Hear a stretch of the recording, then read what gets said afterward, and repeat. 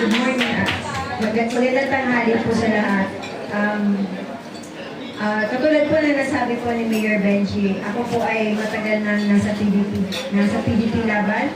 Since 2016 po, ako ay nasa PDP Laban na. Nakasama na po namin ito si Ka Astra, Senator ni Ted, Attorney Yvette. Simula po ng laban ni Tatay Digong na nandiyan na po kami. Ito pong liderato niya, pinamumuluan po ni Mayor Benji, ang Team Muswag. Ang pinagdalaban po namin ay lideratong Matanos. Lideratong Matanos sa Bicol po in our dialect, pero ang ibig sabihin po niyan is maayos na liderato. Liderato na magsisilbi po sa lahat. Kasi po ang sabi ni Mayor Benji, hindi po kami ang pagsisilbihan, dapat kami po ang nagsisilbi sa lahat. Kung inyo pong mamarapatin, siguro kung may mga pamphlets po dyan si Mayor Benji, makikita po ninyo ang vision niya sa tabako. And it all aligns po sa vision ng PDP. It aligns with the vision of Attorney J.B. Hillo, Attorney Jimmy Bondo, kay Kuya Ipe. Matagal ko na rin po, ilang beses na tayo Kuya Ipe nagkasama. Ako, si Ka-Astra, si Senator Bato, nakasama ko na din po. So, ako po ay makikiusap, katulad po na sinabi ni Attorney Hillo, vote straight po tayo, black voting po tayo, kasi yan po ang paraan para po matulungan natin na may anag po yung klase ng ating pag-gobyerno. Yun lamang po.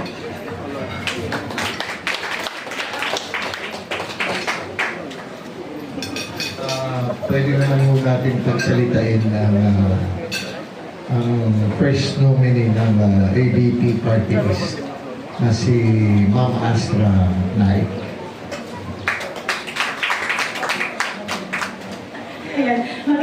Magandang tanghali sa ating lahat. Ako po si Astra Pimentel Naik, first nominee ng ADP Party List 134 sa New Balota. Kanina sinabi ni Attorney Jimmy, panahon na para palitan ang mga kongresista dahil wala namang mga statesman doon. Natatawa nga ako kasi maraming mga party list congressmen na nandoon.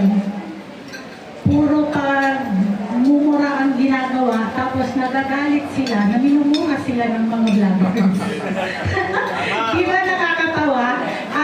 Sinisingil mo sa kapwa yung ginagawa mo, di ba? What you do unto others, I do not do unto others, but you don't want others do unto you.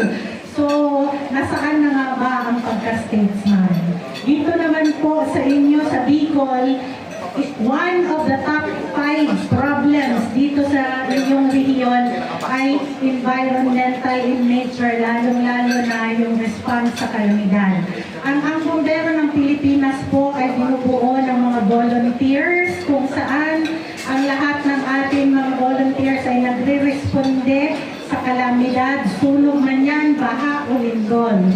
Dito lamang po sa Bicol, this is very ironic because you have the Appropriations Committee Chairperson of the House of Representatives, a Bicolano, and yet you have the only record in the whole of the Philippines na meron kayong tulay na natumba dahil walang steel yung bridge. Parang nakakalungkot naman po, di ba? Siguro panahon na para inyong makita ang iba naman ng mga party list na talagang tunay na magsisilbi. Kung papansinin niyo po, ang party list na bitbit ng Team Duterte ay puro bago ang mga mukha dahil ito po ang gusto ni Pangulong Duterte. Out of the 9 senatorial candidates, 2 lang po ang re-electionist and the rest are new faces.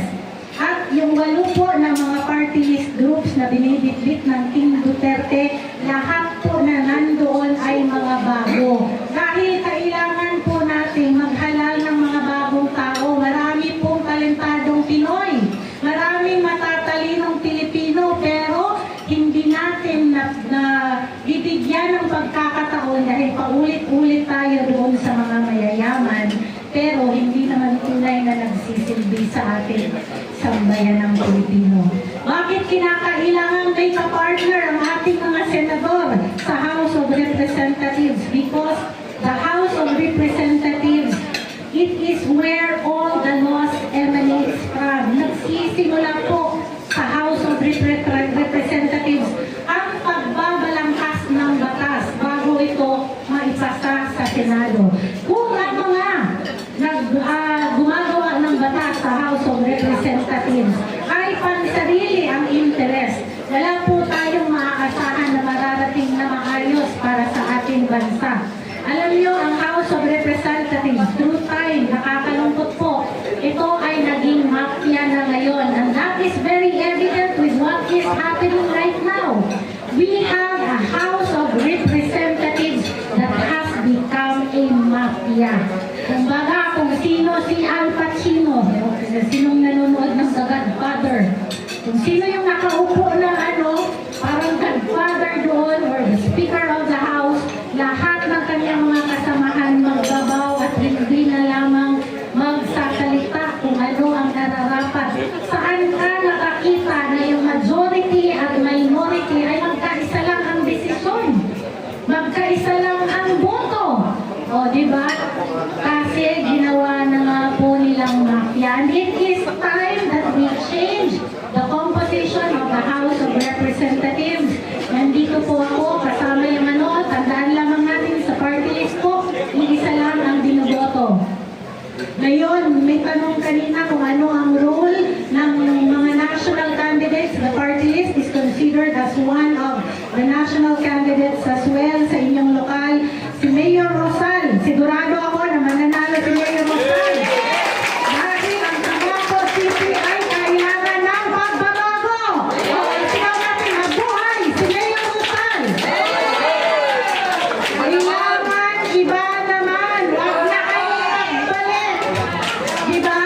Dahil sa dinami-dami ng pangangailangan ng tao dito, hindi pa maaari na paulit-ulit na lamang at hindi kayo nagdadala ng panibagong boses, panibagong liderato. Nakita niyo naman po ang ugali ni Mayor Rosal, maaasahan niyo po. Kami po ay magiging katuwang ni Mayor Rosal sa kanyang mga proyekto dito sa Tabaco dahil tunay na nanindigan siya para sa kababayan natin at tunay na nanindigan sa tunay na liderato at yan ang ating Pangulong Duterte at ang ating Vice President Inday Sara Duterte. Maraming salamat at magandang hapon sa ating lahat. Kung vote straight kayo sa national, vote straight din dapat dito sa lokal.